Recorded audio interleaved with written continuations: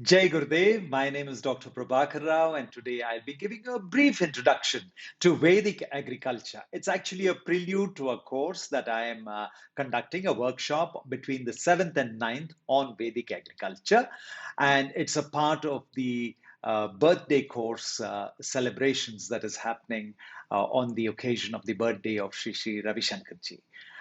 And in this particular workshop, I will be discussing what our ancient ancestors did, dating back maybe even more than 10,000 years. How is it that we had a beautiful, sustainable form of agriculture? You can call it Rishi Krishi or natural farming or Vedic agriculture, whatever the name may be. The fact is that for thousands and thousands of years, this nation, this culture has been practicing a very, very sustainable method of agriculture, which is based on a very holistic understanding of plants, soil, and the interaction with man. It's a very, very holistic way of looking at plants. Plants are not just looked at some kind of a machine that gives us food that we can keep on exploiting. Soil is not considered just as a medium, as a factory shop floor to produce food.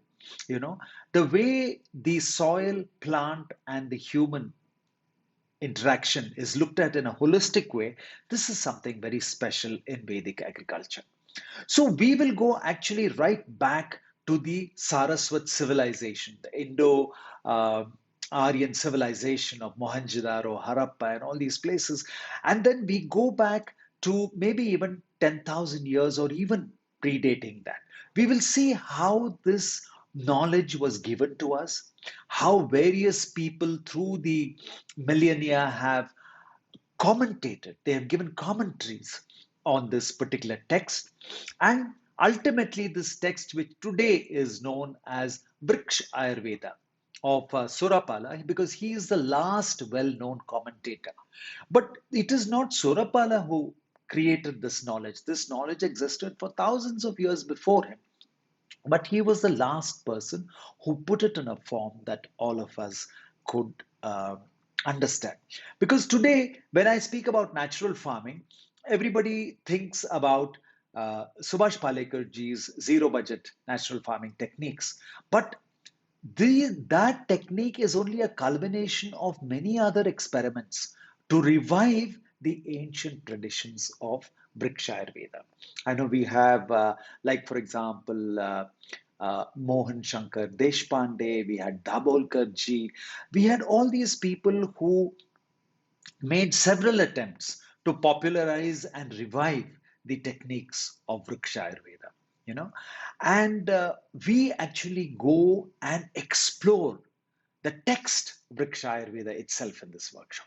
So we will look at formulations, we will look at formulations for creating biostimulants like giving nutrient boost to the plants, the concepts of mulching, the concepts of making bio pest repellents. What was the philosophy there?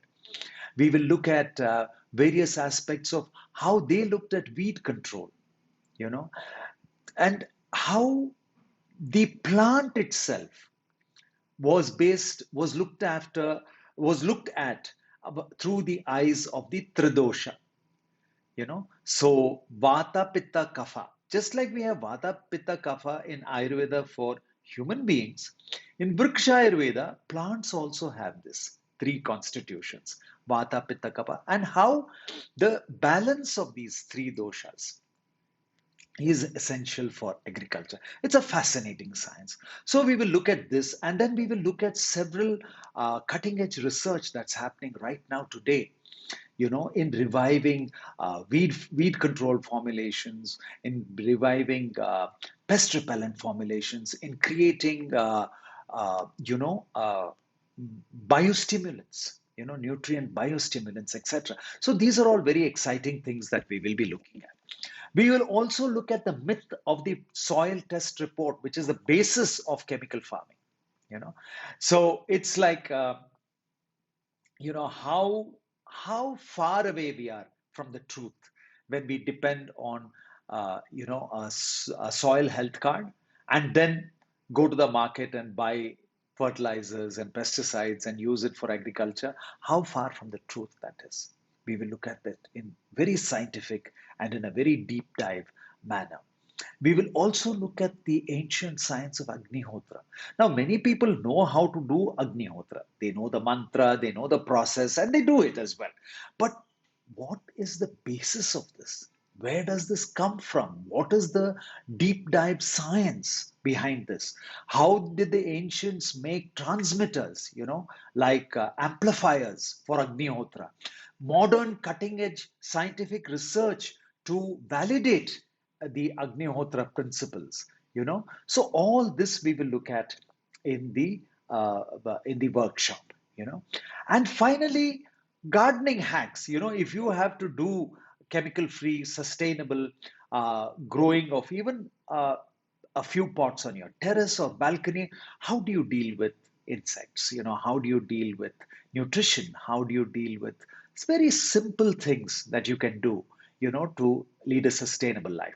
So this is a workshop for all of you who have some knowledge of home gardening. You may have done several home gardening courses or natural farming courses, but this is a workshop which takes you to the root of all that. 10,000 years ago, 20,000 years ago, how did it all begin? And what are the gems of knowledge that are stored there that are of relevance to us in our lives today? Today, we know how destructive the toxins in our food and what it is doing to our body. Today, if the coronavirus is having a field day, it is because our immunity has come down. And a lot of this immunity has come down because of the kind of toxic food that we eat. We know the impact of agrochemicals on soil, on our aquifers, on the planet. We understand all this. But what is the solution? And can the ancient science of Vriksha Ayurveda give us solutions and a roadmap for our future? This is what we'll be exploring in our 3-day course. The course is between the 7th and 9th of May, as I said, and it's a flexi timing. So on these 3 days, it's 2-hour capsules, which you can watch at your convenience, whatever time. And it will be available from 1 a.m. in the morning to 11 p.m. in the night. So you can, space yourself and you can watch it anytime you want. And it will be a very exciting journey for you to undertake. The details of how to register for this course is given in the link below. If you go to the description of this video, you will see the link below and you can enroll yourself and just get a glimpse of this ancient science of Vriksha Ayurveda that is begging to be revived today. Jai Gurudev.